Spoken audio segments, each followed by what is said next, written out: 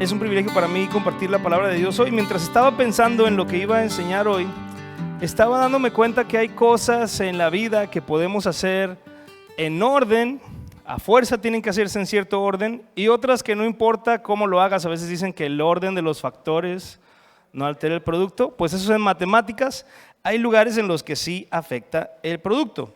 Por ejemplo, estaba pensando que si tú armas un rompecabezas, pues no importa tanto cómo lo hagas, ¿no? Por ejemplo, vamos a ver ahí, alguien que está armando un rompecabezas, ¿sí? Ándele. Cuando tú estás armando un rompecabezas, tú puedes empezar por las orillas o puedes empezar por algo que viste ahí representativo, y el orden realmente no afecta el resultado final. Hay otras cosas en las que sí puede ser que sí afecte o no. Por ejemplo, si tú vas a reparar un carro, a lo mejor si tú vas a cambiarle las llantas, pues no importa con cuál empieces, porque al final vas a cambiar las 4, ¿no? Si vas a no sé mucho de carro, no quisiera decir un ejemplo que me haga ver que no sé nada, pero ya les dije, a ver, cambiar la espiroqueta tiene que hacerse en cierto orden. No sé si quieres, no existe eso, ya, ustedes tampoco saben. Por ejemplo, si tú vas a comer pizza, también puedes agarrar la pizza entera y escoger cualquier rebanada. Esa foto es de cuando tenía cabello, mira. Gracias. Entonces, para comerte una pizza no importa el orden. Para hacer una pizza, el orden es fundamental. No puedes echar el pepperoni y el queso a la licuadora y amasarlo junto con la masa, porque sería otra cosa, no sería pizza. Primero tienes que hacer la masa y luego la aplastas, y luego, a ver, los cocineros me ayudan, le pones el tomate. ¿Ya les dio hambre? Oh, te va falta, traigo unas fotos ahí que no sabes. El queso, el pepperoni. El orden sí importa en cómo la haces, no importa cómo te la comas. Y por ejemplo, si vas a hacer un pastel, es lo mismo. No importa por dónde lo partas, tú te lo puedes comer y está rico. Pero para hacerlo, para hacer la receta, pues tienes que seguir una serie de pasos. El orden sí altera el resultado final. En el reino de Dios es igual. El orden en que suceden algunas cosas es fundamental. Por ejemplo, primero dice la Biblia que tenemos que creer para ser salvos y después hacemos buenas obras. Es decir, el orden es muy importante, porque a veces pensábamos que había que hacer buenas obras para ir al cielo, y ese no es el orden correcto. Primero creemos, solamente creemos para ir al cielo, y luego vienen las buenas obras. Hoy vamos a hablar un poco más sobre esto, pero el título de hoy es Justificados para ser justos. Si tú estás tomando notas, esto es importante porque es el título, Justificados para ser justos. Y hoy vamos a estar estudiando algunos versículos de Salmos 37. Una vez más, el título es Justificados para ser justos, y vamos a estar viendo 10 versículos de Salmos 37. Y mientras estudiamos este hermoso salmo, nos vamos a encontrar con 7 características de una persona justa. 7 características de una persona justa.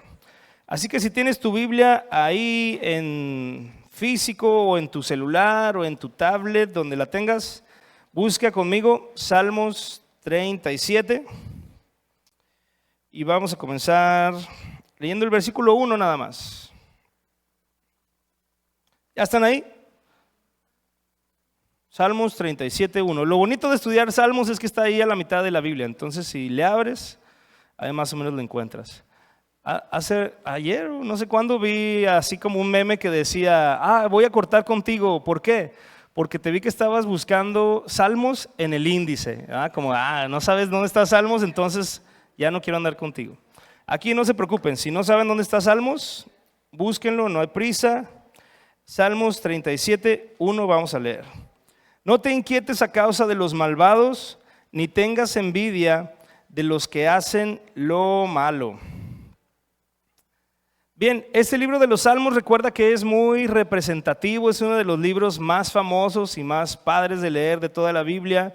Son poemas, canciones escritas en su mayoría por el rey David, también uno de los personajes más reconocidos de toda la Biblia, ¿no? Es el mismo rey David el que mató a Goliat, Cuando yo era niño tenía esa duda, pensaba que eran dos Davides diferentes, pero el que mató a Goliat, ¿por qué se ríen de mí? Van a ver en la casa, mis hijas riéndose de mí, qué vergüenza. Pero son el mismo, y este salmo, curiosamente, en el original hebreo está escrito como un acróstico. ¿Sabes qué es un acróstico? Como cuando pones amor y con cada letra pones algo, ¿no? Alguna vez me dieron ganas de oír tus ronquidos, ¿verdad? Amor. ¿No puse una imagen ahí de un acróstico en hebreo? Entonces, este salmo, el rey David dijo a la primera letra del abecedario hebreo y escribió ahí. Y luego la segunda letra, y son dos salmos o dos capítulos, dos versículos por cada letra del alfabeto, algo así. Obviamente para nosotros no tiene ningún sentido porque el alfabeto nuestro es muy diferente, pero en el original pues es un muy bonito acróstico. Si quieres aprender hebreo, podrías leerlo en el original. Y David va a mencionar mucho o va a hacer mucha referencia a los justos y a los malvados. Y esto es algo que se repite mucho en el Antiguo Testamento cuando se habla de los justos. Pero también en Romanos nos dice que no hay justo ni aún uno. Y los ateos podrían decir, ya ves, la Biblia se contradice porque dice que no hay justos, pero luego que sí hay. Entonces, ¿qué? ¿Qué piensan? Es muy fácil, solo tienes que estudiarla un poquito y ya está. Lo que sucede es que tú y yo no podemos ser justos en nuestra propia fuerza, pero podemos ser justificados. O sea, Cristo viene a nuestra vida y Él es el que nos hace justos, ¿ok? Entonces nosotros no somos justos, en nosotros no aflora la bondad, no aflora el gozo, no aflora la paz, al contrario, aflora todo lo malo. Pero en Jesús somos justificados y ya que Él nos justifica, como resultado tenemos que ser justos y hacer cosas buenas. Esa es la idea. Entonces, como lo dije hace rato, algunos pensábamos que para ir al cielo tenías que hacer cosas buenas. Yo pensaba, cuando me muera, van a poner en una báscula, no sé dónde saqué esa idea, pero van a poner en una báscula mis cosas buenas y las cosas malas, y si tengo más buenas que malas, al cielo, ¿verdad? Pero no funciona así, la salvación es solamente por fe. Jesús, cuando tú crees en Él, te justifica, y entonces después de que eres justificado, tú debes actuar justamente. Entonces eso es lo que vamos a aprender hoy, cómo actuar justamente. Y comienza este versículo diciendo, no te inquietes a causa de los malvados, ni tengas envidia de los que hacen lo malo. En el libro de Proverbios que estudiamos anteriormente, vimos cómo el escrito estaba dirigido a un hijo usualmente. En este caso David se está hablando a sí mismo cuando dice, no te inquietes, porque esto no está dirigido a un tercero, sino que se habla a sí mismo. No te inquietes a causa de los malvados. Y en la época de David, unos 1000 años antes de Cristo, parece que había ese mismo problema de que a la gente mala le iba bien, por lo menos temporalmente. Y esta palabra, no te inquietes, también en el original griego es una palabra que se pronuncia kará. Y es una palabra que literalmente significa algo que está prendido con fuego. Es como si estuvieras ardiendo de enojo o como si trajeras un chorro de coraje por algo. Esa es esta palabra, no te inquietes. En español no nos da tanto sentido, pero en el original es como estar tan enojado que estás ardiendo, a lo mejor hasta te pones rojo. ¿Has visto en las caricaturas cuando pasa eso? Hay un personaje muy famoso que me encanta porque conozco a algunos amigos así, que cuando están tranquilos son un amor y buena onda y peluditos, pachoncitos, lo que sea, pero se enojan y es así. Eso es esta palabra, no te inquietes, kará, como se diga en hebreo. No te inquietes, dice David, no te enciendas, no te enojes a causa de los que hacen lo malo y prosperan. Como ese anuncio que decía, cuenta hasta 10, ¿no? Cuando, no me acuerdo, yo salí en la tele, como que un señor le iba a pegar a su hijo y era cuenta hasta 10 para que no le pegues, ¿verdad? Así, ese enojo que es de furia, de fuego, David dice, no lo tengas. Y es bien curioso, bien interesante que el libro de los Salmos es un libro muy, muy profético. De hecho, muchas de las cosas que veas que David escribe, realmente es como si estuviera hablando Jesús. Por eso también a Jesús le decían Jesús, hijo de David. Y también a David le dijeron que en su descendencia habría uno que reinaría para siempre. Ese es Jesucristo. Y entonces el Espíritu Santo inspiró muchas palabras proféticas acerca del Mesías Jesús a través de David y los Salmos. Este versículo también nos está revelando cómo Dios se contiene de su ira a causa de nosotros, los malvados. Usualmente cuando pensamos en no te inquietes por los malvados, pensamos yo soy el bueno y los malvados son los que tranzan y prosperan y yo no me debo inquietar por ellos. Pero esto va más allá y este versículo se refiere a Dios diciéndose a sí mismo, ten paciencia a causa de los malvados que somos los seres humanos. Hoy mismo Dios está reteniendo su enojo, su ira, su fuego, porque está teniendo paciencia con la gente malvada que vive en este mundo, porque su deseo es que todos nos arrepintamos. Y gloria a Dios que la mayoría de los que estamos aquí ya nos arrepentimos. Y no va a caer sobre nosotros la ira de Dios, esa ira. Ahí se ve chistosa, pero la ira de Dios no va a ser nada chistoso. Así que este salmo también está hablándose Dios a sí mismo de decir, no te inquietes, no sueltes tu ira todavía falta. Y bueno, también dice, no tengas envidia de los que hacen lo malo. Y sí, a veces es muy difícil no ver a los que están haciendo algo malo y prosperando, y tú que estás haciendo las cosas bien, estás batallando. Entonces nos dice ahí a nosotros y a él mismo, no tengas envidia. Entonces la primera característica de una persona justa que vamos a ver hoy es, no se compara con los no creyentes. Una persona justa no se compara con los no creyentes. Una persona justa no se compara con los no creyentes. Si algunos de ustedes saben, mi familia y yo, mi esposa y mis hijas vivíamos en una ciudad que se llama Torreón, en un bonito estado que se llama Coahuila, al norte de aquí. Y cuando estábamos allá, hubo un gobernador que fue acusado de haber recibido dinero de un grupo que se llama Los Zetas. No es un grupo musical, era un grupo delictivo. Y pues lo acusan de que recibió ese dinero para dejarlos trabajar y se desató una ola de violencia en la ciudad. Además de eso, por si fuera poco, dejó al Estado endeudado por 36 mil millones de pesos. Imagínate 36 millones de pesos que te ganaras, ya es un dineral. Pues estos son 36 mil millones que dejó de deuda en el Estado y no se veía en las calles que estuvieran ahí invertidos ni nada, ¿no? Entonces era un caos todo. Luego en esa época vi la noticia de que él andaba en España, se había retirado a España, estaba viviendo allá, estaba haciendo una maestría con una beca gratis, ni siquiera pagó la maestría y salió ahí a gusto, ¿no? Luego los españoles lo agarraron, lo arrestaron, pero lo dejaron libre como si nada hubiera pasado. Este hombre, pues, en resumen, no voy a decir quién para que no me vayan a buscar. Imagínate que él viera este video y no estoy diciendo nombres. Y era de Coahuila. Vendió al Estado, se llevó un dineral, impunemente se retiró a España. Y yo en esa época tenía 3 trabajos para poder medio sobrevivir y aún así no me alcanzaba. Entonces yo pensaba, este hombre, qué chido. O sea, le tenía envidia, como dice David, que no debemos tener. Pero una persona justa no debe de compararse con las personas que no son creyentes para evaluar qué tan bien o mal está su vida. ¿Por qué? Porque nosotros tenemos otra perspectiva, otro estándar.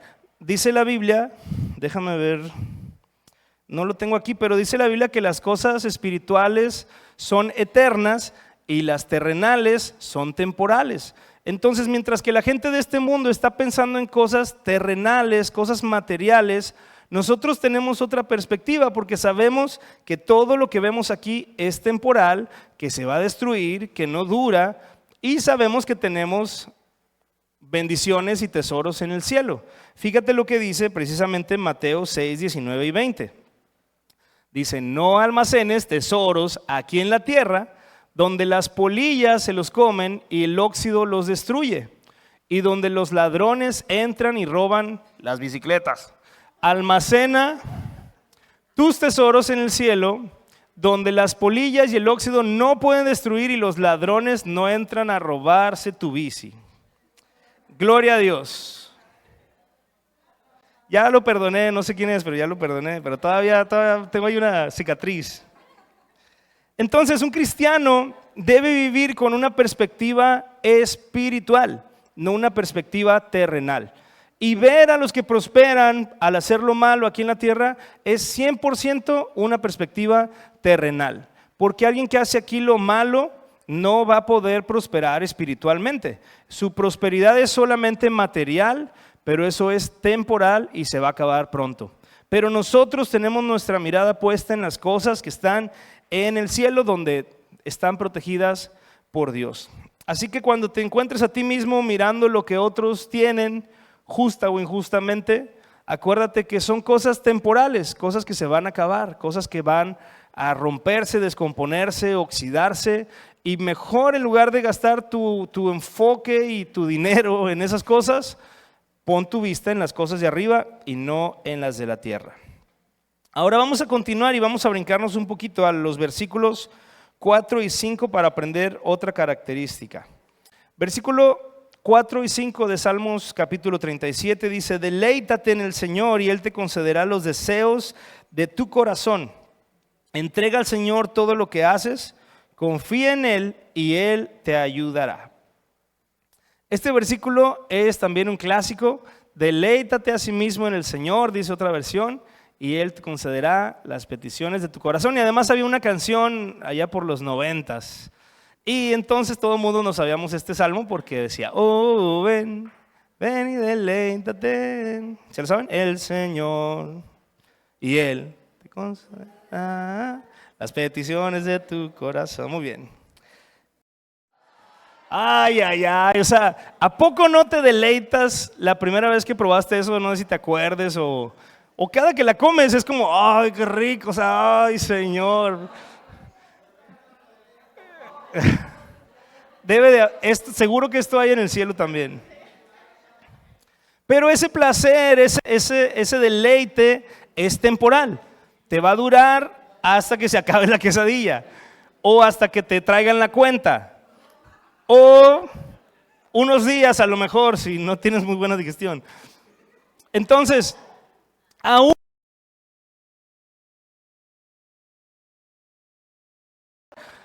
es como, ay, otra vez quesadillas de asada, o sea, ya no puedo más. Y he conocido casos de esos, ¿verdad? Quien le gustaba el mole, quien le gustaban los tamales, y un día dijo, vamos a comer tamales hasta que no nos demos cuenta que es demasiado.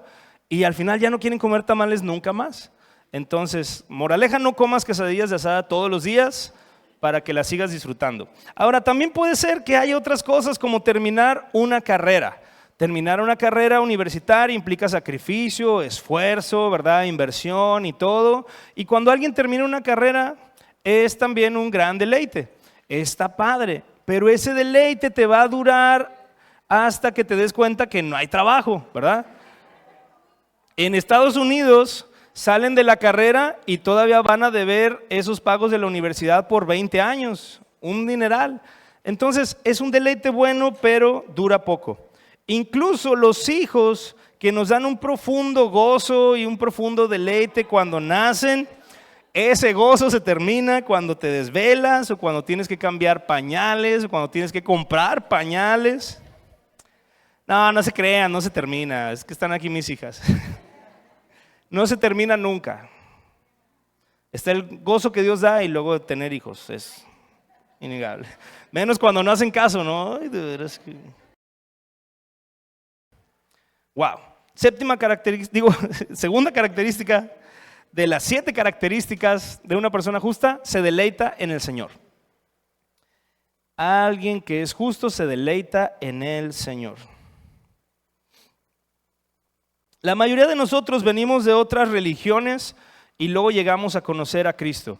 Y debemos de ser muy cuidadosos de no reemplazar la religión que teníamos por la religión cristiana.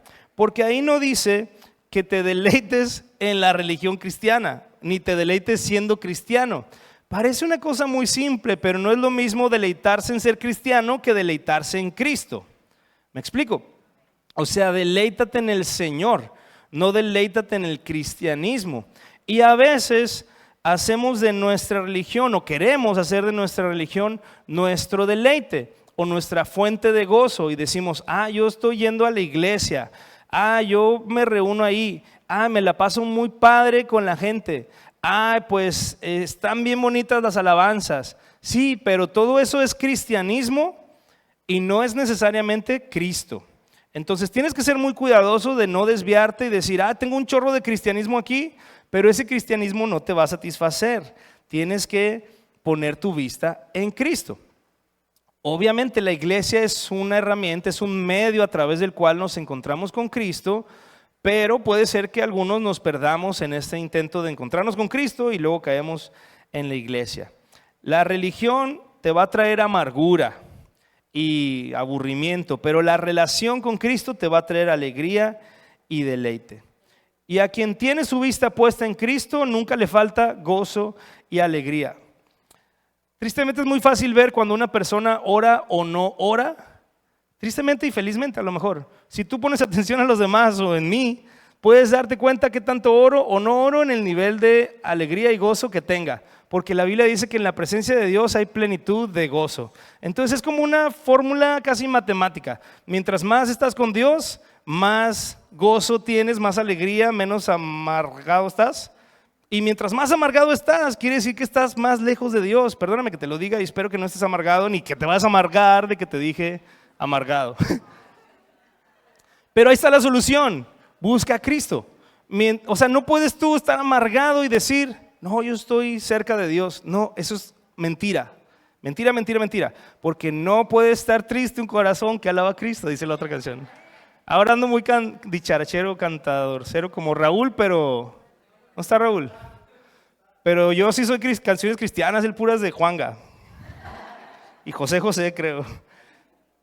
Ahora, ese gozo real viene solamente de Dios. Si tú crees que los sermones de tus pastores son aburridos y ya quieres que esto se acabe, probablemente tienes razón. En la iglesia no podemos prometerte que Dios te va a proveer dinero, no podemos prometerte que Dios te vaya a sanar. Lo que sí podemos prometerte es que si tú batallas para dormir, vengas aquí, te sientes un rato y asunto resuelto. No se crean. Es lo mismo, si tú te aburres en la iglesia, es porque tienes el enfoque equivocado. Estás viniendo a la iglesia, no estás viniendo a Cristo. Quien está cerca de Cristo nunca se aburre. Si estás cansado de lo mismo aquí una y otra vez, es porque solo estás viniendo a la iglesia cristiana, pero no tienes a Cristo. Y en el momento que tú digas, ok, quiero más de Cristo, se acabó tu aburrimiento, porque te va a hacer sentir que cuando vas ahí en el camión, te va a hacer sentir, invita al que está a un lado a la iglesia. Y ay Señor, o sea, pero no lo conozco. ¿Y qué tiene? Invítalo. Ora por él, habla con él, conócelo. O cualquier cosa, ¿verdad? Va a venir Dios y te va a decir, necesitas perdonar a fulano. Y, ay Señor, o sea, tu vida nunca va a ser estática, nunca va a ser aburrida, nunca va a ser flat. Entonces, pon tu mirada en Cristo. Cuando tú tienes tu mirada en Él, deleitándote en Él, hasta la prédica más aburrida te va a parecer una bendición. Eso pasa cuando estamos en nuestro primer amor. Como cuando el primer día que conociste a Jesús, pusiste tu mirada en Él y dices, wow, estuvo increíble la alabanza y todos nos equivocamos un chorro y la prédica súper mal, pero tú dices, qué bendición, porque tu mirada está en Jesús y no en las cosas. Y conforme quitas tu mirada de Cristo, empiezas a ver, es que el pastor ahora cantó así, o esa canción no me gusta, o es que dijo que era un amargado en la prédica, entonces ya me voy de la iglesia. Eso es tener tu mirada puesta en todo menos en Cristo. Así que no te enfoques en que los demás cambien, pon tu mirada en Jesús, deleítate en Él y muchas cosas en tu vida van a ser mejores. Entonces, característica 2 de una persona justa es que se deleita en el Señor. Ahora vamos a ir al versículo 8, Salmos 37, 8. Hoy voy bien tarde. 37:8. Ya no sigas enojado, deja a un lado tu ira. No pierdas los estribos, que eso únicamente causa daño. Fíjate que esta palabra enojado es diferente a la otra, que es ese que explotaba. Esta palabra se relaciona y se usa también para hablar de las fosas nasales o de la nariz. ¿Qué quiere decir esto?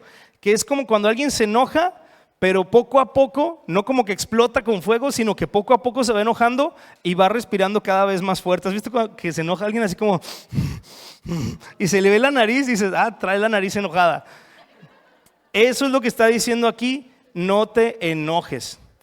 Y también dice, no pierdas los estribos. Esa es la forma, aquí mismo lo está explicando, no pierdas los estribos. Los estribos son una pieza, la vamos a ver ahí, son una pieza de la silla de montar que el jinete usa para apoyarse. Ahí van, 3, 2, 1, eso. Esos son los estribos, es esa cosa donde pisa el jinete, apoya los pies, y si un jinete pierde los estribos, entonces pierde la estabilidad, ya no tiene control sobre el caballo y obviamente pues no tiene control sobre sí mismo porque él va arriba del caballo. Y pues esta frase la usamos para alguien que poco a poco se va enojando hasta que pierde el control de tan enojado que está, que hace así la nariz. ¿Ok? Entonces, característica número 3 de una persona justa: controla sus reacciones. Una persona justa controla sus reacciones. Todo mundo nos enojamos, todo mundo nos entristecemos, todo mundo reaccionamos. Eso es normal. Serías un robot si no te enojaras por algo que te molesta. Eso es normal. Pero una persona justa se controla. Con el poder del Espíritu Santo se retiene. No dice lo que le dieron ganas de decir en el momento en el que estaba respirando fuerte, porque el Espíritu Santo lo controla. Entonces, una persona justa controla sus reacciones. Creo que la mayoría conocemos un actor negrito que se llama Will Smith, ¿verdad? Los más viejos como yo, por El Príncipe del Rap, por Día de la Independencia o así. Súper buen actor, a mí me cae re bien, bonachón, ¿verdad? Muy padre en las películas. Pero en los Óscares del 2022, durante la ceremonia, otro comediante que se llama Chris Rock hizo una broma sobre la esposa de Will Smith. Y pues Will Smith, visiblemente molesto, se paró y le dio un cachetadón al otro ahí en vivo en los Óscares. ¿Sí vieron eso o no? Sí. Frente a millones de espectadores, y las consecuencias de ese momento fueron devastadoras. Fíjate, lo vetaron de los Óscar y otros eventos de la academia por 10 años. Su imagen pública quedó gravemente dañada, todo el mundo se cuestionó su salud mental, pausaron o cancelaron varios proyectos que tenían para darles de película. Pasó de ganar un Óscar a ser recordado por la cachetadona que le dio al otro negrito. Y ahora hasta tiene esto, mira, me encantó. La gente hace negocio de todo. Una figura de acción. El Óscar se vende por separado. No sé si sea real, no creo, pero me pareció gracioso. Todo por un impulso de ira que duró 3 segundos, 4 segundos, no sé, 10 segundos. 20 años de carrera echados a la basura por 10 segundos de falta de control. Eso es lo que dice la Biblia. Mira cómo lo dice Eclesiastés 10:1. Eso no es nuevo, está ahí en la Biblia. Las moscas muertas hacen heder y dar mal olor al perfume del perfumista. Así una pequeña locura al que es estimado como sabio y honorable. Una pequeña locura, ¿verdad? Un día que yo a alguien de la iglesia le dije, ¿qué te pasa? Y le di un cachetadón, ya, o sea, todos los años de cristiano, de pastor, lo que sea, ahí se fueron. Una pequeña locura es suficiente, ¿verdad? Y bueno, pues sí, es lógico, pero nosotros como cristianos debemos cuidar nuestro testimonio, debemos cuidar nuestras reacciones y dejar que el Espíritu Santo tome control de nosotros y nos ayude para no reaccionar de mala manera. Siguiente, versículo 11, Salmos 37:11. Los humildes poseerán la tierra y vivirán en paz y prosperidad. Y aquí vamos a hablar de los humildes, que es otra característica que David está resaltando. Los justos son humildes. Y esto no tiene nada que ver con cuánto dinero tengas o no tengas, porque a veces se usa la expresión de alguien que no tiene dinero y se dice es muy humilde, pero no necesariamente es lo mismo. A lo mejor no tiene dinero, pero lo humilde es aparte. Hay personas que no tienen dinero, pero tampoco son humildes, o sea, son sin dinero y orgullosos. Y hay personas con mucho dinero como yo y humildes como yo. No se crean. La humildad tiene que ver con una actitud del corazón, con cómo consideras a los demás y cómo te consideras a ti mismo. Es totalmente lo contrario al orgullo. Y es importante porque la Biblia aparece por todos lados. Por ejemplo, en 1 de Pedro 5:5 nos dice que Dios resiste a los soberbios y da gracia a los humildes. O sea, Dios está en contra de los soberbios, los detiene ahí, ¿no? Los resiste. Es como estarse peleando con Dios cuando eres soberbio, pero si tú eres humilde te da gracia. Esta es la cuarta característica de una persona justa. Es humilde. Cuarta característica de una persona justa es humilde. La humildad aplica para todas las áreas, desde la ropa que utilizamos, y no quiere decir que la ropa buena sea mala ni nada, pero la actitud de nuestro corazón. Por ejemplo, hay una foto ahí de algunas personas y diferentes ropas. Por ejemplo, dice, los pobres traen ropas de marca, poor significa pobre, ¿no? Gucci y así, ¿no? Muy nice, muy elegante. Y luego dice, los ricos y andan en chanclas y pantalonera y así, ¿no? Despeinada. Y dice, los súper ricos, ese de ahí es el dueño de Facebook y su esposa, y no darías 10 pesos por ellos en el malecón, ¿verdad? Si llegan ahí te dicen, oye, préstame 100 pesos y ya sáquese, indigente este. Pues es, bueno, no dirías así porque tú eres cristiano, ¿verdad? Le das, claro que sí, Dios te bendiga. Pero mira, la ropa nada que ver con el dinero que tienen. Pero la humildad pues afecta, incide o causa efecto en todas las áreas de nuestra vida, desde la ropa hasta cómo nos relacionamos con los demás principalmente. Una forma de ver la humildad es que aprendamos a ser flexibles. Es decir, que si otra persona se quiere poner a pelear contigo, tú digas, pues me voy a doblar un poquito para no pelear, ¿verdad? Voy a ser flexible. Si las cosas no salen como yo quiero en algún lugar, en lugar de que te llenes de orgullo, mejor sé flexible y sé humilde.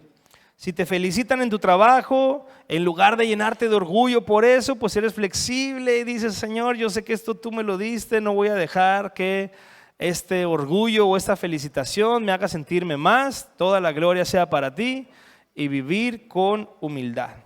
Entonces, una persona justa tiene esa actitud de humildad.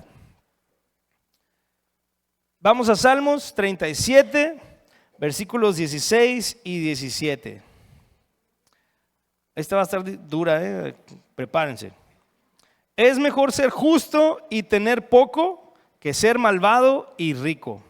Pues la fuerza de los malvados será destrozada, pero el Señor cuida a los justos. Es mejor ser justo y tener poco que ser malvado y rico. Todos queremos ser ricos, a veces, ¿no? Pero ahí dice que si eres rico, eres más malvado. Y que si tienes poco, eres más justo. Y que si tienes poco, el Señor te cuida.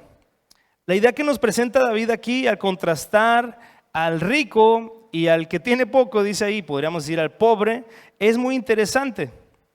Puede ser que por hacer las cosas bien tengas poco. La gente que no tranza, aquí en México tenemos ese dicho, ¿no? El que no tranza, no avanza. Y es muy triste porque en muchas áreas es verdad. Y como cristianos decimos, pues ya me amolé porque no voy a transar, porque amo a Cristo, pero sí es cierto que si no transo no avanzo. Entonces nunca voy a avanzar porque soy cristiano, ¿verdad?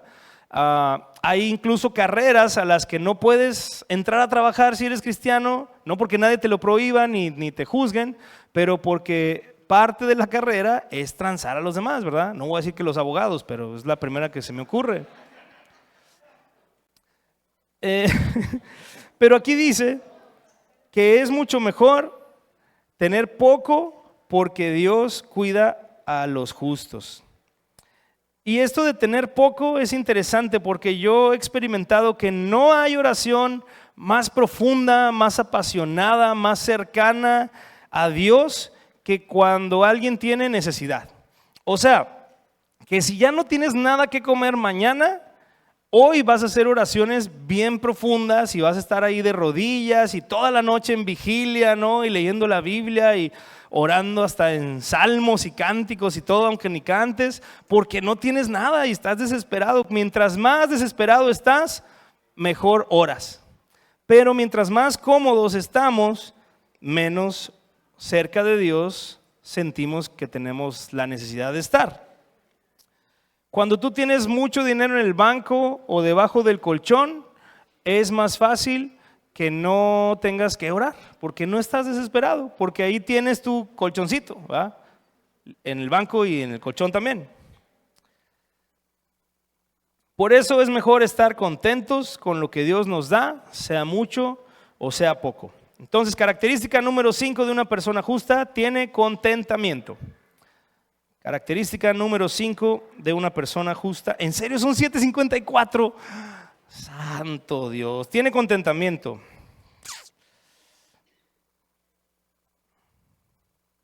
Hace algunos años yo vivía sin contentamiento y no tenía dinero y no era agradecido con lo que tenía. Van a aparecer ahí unas fotos. Una vez tocamos fondo y nos quedamos sin dinero.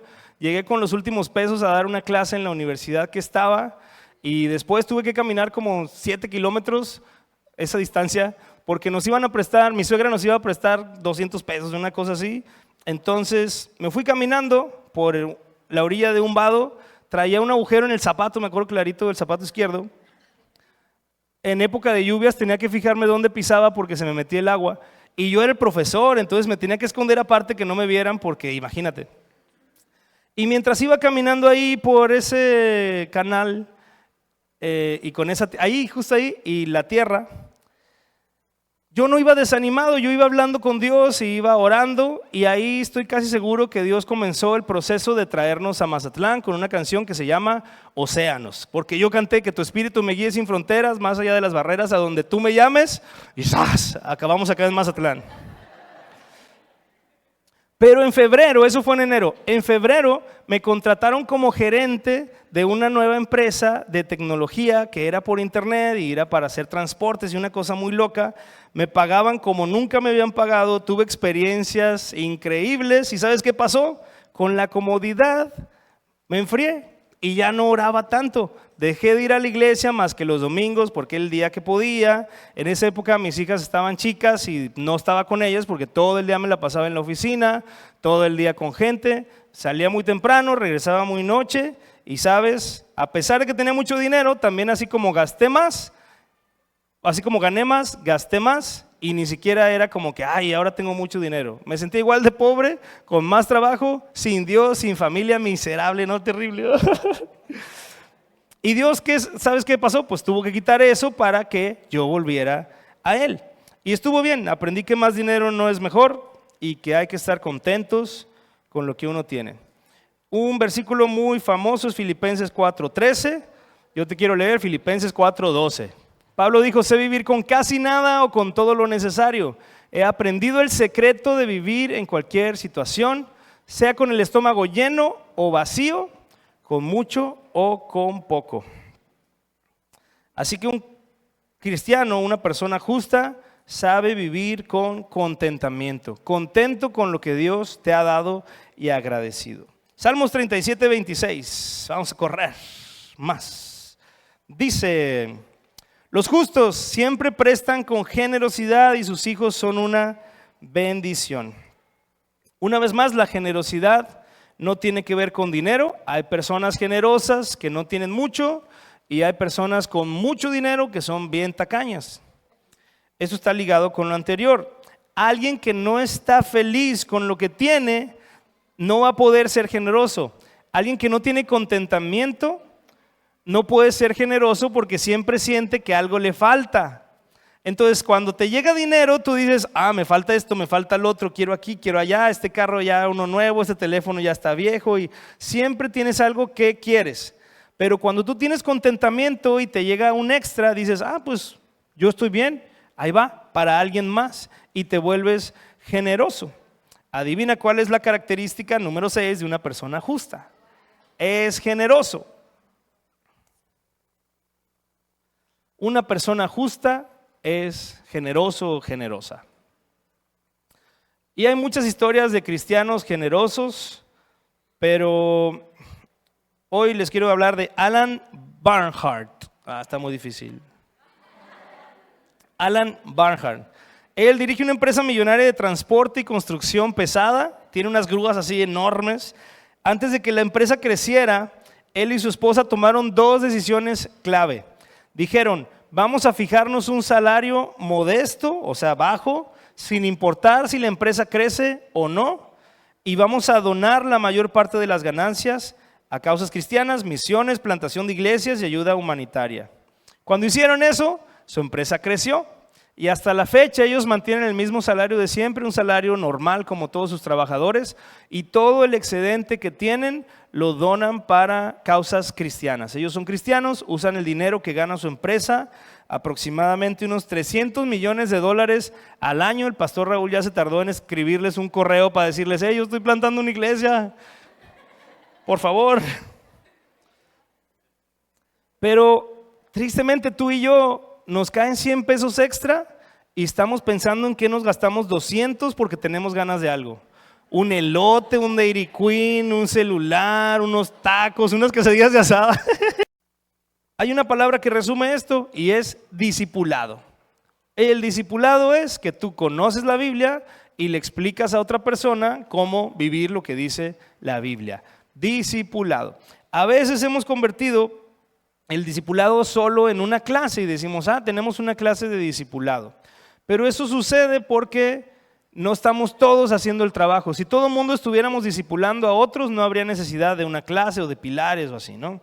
Entonces, la característica número 7 de una persona justa es que discipulan a otros. Los justos discipulan a otros. Una vez más, ¿qué significa discipular? Pues que conoces la Biblia y les enseñas a otros la diferencia entre lo bueno y lo malo según lo que dice la Biblia. No es que les das tu opinión o los enseñas a ser como tú o les enseñas tus mañas religiosas de cristiano, sino que les explicas y les enseñas la Biblia.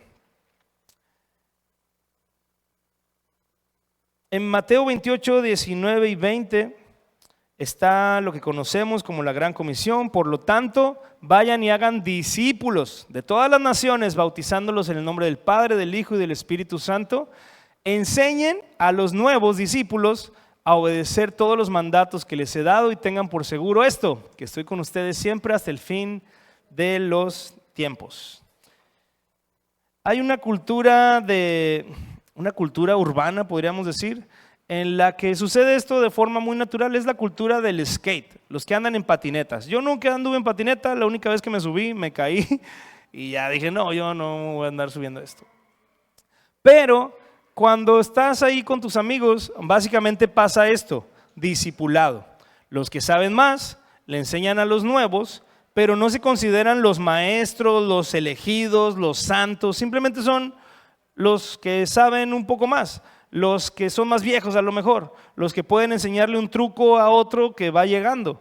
Esa es la forma más natural del discipulado que podemos nosotros también, y de hecho eso es copia del cristianismo realmente, porque nosotros nos mandó Jesús a hacer eso, que lo que tú has aprendido, lo que tú has entendido, te juntes con otros amigos que a lo mejor tienen dudas, saben menos, y les expliques lo que dice la Biblia en una forma sencilla, en una forma natural, no de que, a ver, siéntate porque te voy a dar una clase de lo que tienes que hacer y no tienes que hacer, y toma nota, ahora yo soy tu maestro y tú eres mi discípulo.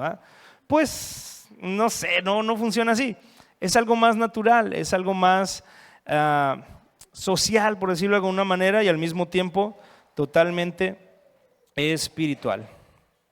Entonces, resumiendo, Jesús hizo todo por nosotros al darnos esta justificación gratuitamente. Solamente por creer en Él tenemos esa justificación que nos hace santos, nos hace justos y nos da entrada al reino de los cielos. Pero mientras estamos en esta tierra es nuestra responsabilidad ejercitar este don que hemos recibido de salvación, haciendo buenas obras de justicia, como estas 7 que acabamos de ver. Si tú añades estas, cada una, a lo mejor eres alguien que ya tiene alguna o ya tienes todas, pues a lo mejor no tienes ninguna. Y gloria a Dios, no importa cómo estés hoy, puedes crecer. Incluso podrías decir, voy a escoger una de esas y voy a trabajar en ella. Y luego me voy por otra. O a lo mejor tú dices, yo sé que batallo bien machín para ser generoso, entonces a esa le voy a dar y voy a ponerme metas y voy a orar que Dios me ayude. O a lo mejor tú eres alguien que pierde los estribos muy fácil y dice cosas a lo loco, y ya cuando acuerdas que dejaste ahí un caos en todos lados. O sea, estas 7 que vimos, todos, incluidos los pastores, incluido todo mundo, tenemos oportunidad de crecer en alguna y en todas. Y lo mejor de todo es que tenemos el poder de Dios, la gracia de nuestro Señor Jesucristo, el Espíritu Santo en nosotros para ayudarnos, para guiarnos. Y lo único que tenemos que hacer realmente es estar dispuestos a leer, a conocerle, a buscar. Y Él es el que va a hacer en nosotros esta obra. Si tú lo quieres hacer en tu fuerza, no vas a lograr ni una, ni más o menos. Pero si estás dispuesto a que Dios obre en ti, entonces vamos a tener una iglesia increíble, llena de gente justa, con un montón de características justas, y esa es la forma en la que vamos a hacer famoso el nombre de Jesús aquí en Mazatlán. Amén. Entonces estas fueron pues nuestras buenas noticias sobre justificados para ser justos. En Salmos 37. Híjole, me hicieron correr. Hay que añadir media hora a estas reuniones. Antes de que se vayan... Ay, mis hijas, qué vergüenza. Antes de retirarnos, por favor, quiero hacerles una pregunta. La pregunta es si tú ya has nacido de nuevo. ¿Ya has nacido de nuevo? Si tu respuesta es sí, qué padre, felicidades. Si tu respuesta es ¿qué es eso? Te quiero explicar. Nacer de nuevo, dice la palabra de Dios, que sucede cuando una persona pone su fe en Jesús y se arrepiente de sus pecados. Estas dos cosas, cuando alguien las hace, la Biblia dice que nace de nuevo. Este nacer de nuevo es un nacer espiritual. Obviamente tú ya naciste hace algunos años físicamente, pero nacer de nuevo espiritualmente es súper importante por lo que dice Juan 3:3, que va a aparecer también ahí, viene aquí en la Biblia. Juan 3:3, Jesús le está respondiendo a un maestro religioso de esa época. Y Jesús le dice estas palabras de nacer de nuevo, fíjate. Le dijo, de cierto, o te aseguro, que el que no naciere de nuevo no puede ver el reino de Dios. Nacer de nuevo es la cosa más importante del mundo, porque es la única manera en la que tú podrás ver el reino de Dios o ir al cielo, lo llamamos más sencillamente. Entonces, cuando una persona nace de nuevo, tiene garantizada su entrada al reino de los cielos, al cielo. Y tristemente la única otra opción que nos muestra la Biblia al cielo es el infierno. O sea que una persona que nace de nuevo va a ir al cielo y una persona que no nace de nuevo va a ir al infierno por consecuencia. El infierno no fue hecho para nosotros, sino para Satanás y sus ángeles. Y de hecho, Dios está, como dijimos hace rato, reteniendo su ira, conteniendo su juicio para que más gente pueda arrepentirse, porque el deseo de Dios es que todo mundo se arrepienta y que nadie tenga que pisar ese lugar terrible que es el infierno. Pero también hay un tiempo en el que esta paciencia de Dios va a terminar y Él va a juzgar, y quienes no hayan nacido de nuevo serán juzgados junto con Satanás y sus ángeles. Entonces esta noche tengo una invitación para todos los que saben que no han nacido de nuevo o que tienen la duda, pero quisiera pedirle a todos que cerremos nuestros ojos para no distraernos, para no presionar a los demás. Porque quiero preguntar si tú quieres nacer de nuevo, o sea, ¿te gustaría arrepentirte de tus pecados y poner hoy tu fe en Jesús, entregarle toda tu vida? Si tú quieres hacer eso, nacer de nuevo hoy, levanta la mano bien alto para que podamos ayudarte a orar y tú puedas tener esta bendición de tener entrada al reino de los cielos. ¿Habrá alguien en este lugar? Levanta tu mano.